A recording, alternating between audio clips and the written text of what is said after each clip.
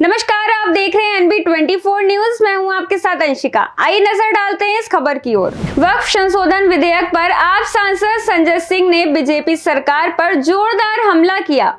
उन्होंने कहा, बीजेपी वाली ये बिल देश में नफरत फैलाने, लोगों का ध्यान महंगाई, बेरोजगारी, अशिक्षा के मुद्दे से हटाने के लिए ला रहे हैं। आप नेता ने कहा, इस बिल के पीछे बीजेपी का कोई मकसद नहीं है। आज ये बिल वक्फ के खिलाफ आ रहा है, कल ये बिल मंदिर, गुरुद्वारा, चर्च के खिलाफ आएगा। देखिए आप भी इस वीडियो में। बातें कर रहे हैं और ये किसी भी तरह से गैर कानूनी नहीं है। देखिए, पूरे देश को भारतीय जनता पार्टी के इस दोहरे चरित्र और धोखे के बारे में जानना चाहिए। और मैं ये बात क्यों कह रहा हूं, इन्होंने खुद ने 2009 के अपने मैनिफेस्टो में क्या लिखा है, पूरा देश इस बात को देख ले। 2009 के मैनिफेस्टो में बीजेपी ने खुद से लिखा है कि वो रहमान कमेटी की रिपोर्ट को लागू करेंगे, उनकी रिकमेंडेशंस को लागू करेंगे। 2013 में जब बिल आया था, रहमान कमेटी के रिकमेंडेशन के बाद जब बिल आया था, तो उस बिल को भी, ये देखिए आप, वक्फ प्रॉपर्टीज के ऊपर 2009 का मैनिफेस्टो है बीजेपी का, जिसमें ये रहमान कमेटी के रिकमेंडेशंस को लागू करने की बात कह रहे हैं। ये इनका दोहरा चरित्र नहीं है। और उसी रहमान कमेटी के रिपोर्ट के आधार पे अमेंडमेंट आया पार्लियामेंट में। अब पार्लियामेंट में अमेंडमेंट आया तो इनके सांसदों ने, मैं नाम लेके कह रहा हूं, सुषमा स्वराज जी ने उसमें हिस्सा लिया डिबेट में, उसमें हिस्सा लिया मुख्तार अब्बास नकवी जी ने, उसमें हिस्सा लिया शहनवाज हुसैन ने, और इन्होंने तो सपोर्ट किया बाकायदा। 2013 के बिल को, अमेंडमेंट्स को, संशोधन को सपोर्ट किया बीजेपी ने। अब इसके आगे आ जाइए। उस अमेंडमेंट्स के आधार पर जो सुझाव दिए गए थे, उसमें यह कहा गया था कि जो वक्फ की प्रॉपर्टीज हैं उसको ऑनलाइन करना है। इन्होंने 13 के बाद 14 में इनकी सरकार बन गई। राज्यों में भी ज्यादातर इनकी ही सरकारें थी, केंद्र में इनकी सरकार है पिछले 11 साल से।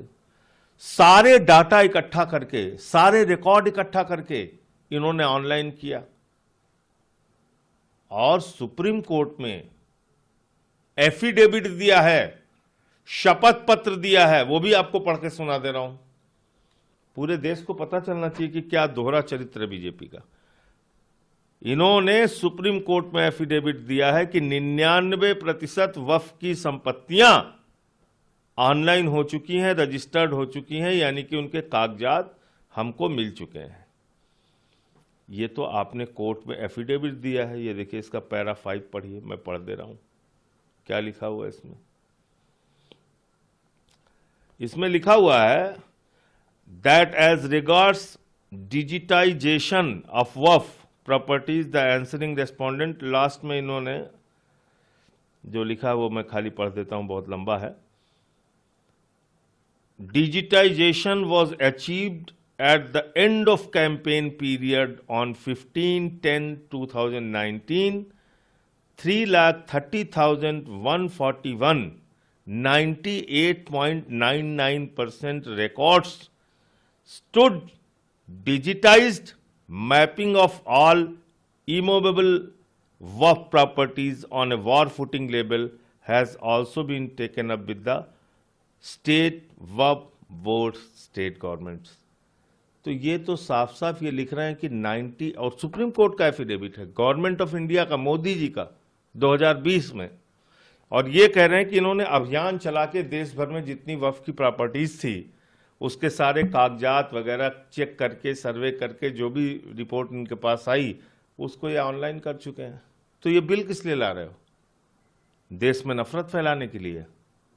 लोगों का ध्यान बेरोजगारी से, अशिक्षा से, महंगाई से, डॉलर की मजबूती और रुपए की गिरती कीमत से हटाने के लिए, एमएसपी की गारंटी के मुद्दे से हटाने के लिए किस लिए ला रहे हैं आप ये कानून?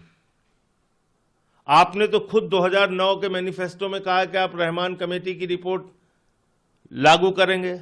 आपने खुद ने 2013 में इस बिल का समर्थन किया है, अमेंडमेंट्स का, जो रहमान कमेटी की रिपोर्ट के आधार पे संशोधन लाए गए थे पार्लियामेंट में। खुद ने, बीजेपी ने सपोर्ट किया है। किरण रिजिजू वही कह रहे फिर 10 साल तक आपकी सरकारें रहीं, राज्यों में आपकी सरकार 11 साल से है। आपने, आपकी राज्य सरकारों की रिपोर्ट के आधार पे आपने सब उसको वामसी पोर्टल पे ऑनलाइन किया, आपने सुप्रीम कोर्ट में एफिडेविट दिया, तो ये कानून क्यों ला रहे हो भाई? किरण रिजिजू कह रहे हैं कि सभी प्रोविजन पहले आप तो खुद कह रहे हो कि सारे नियम, सारी जमीनें आपने नियमानुसार नियमित कर दिया है और उसको पोर्टल पे डाल दिया, ऑनलाइन कर दिया। अब क्या बचा हुआ है?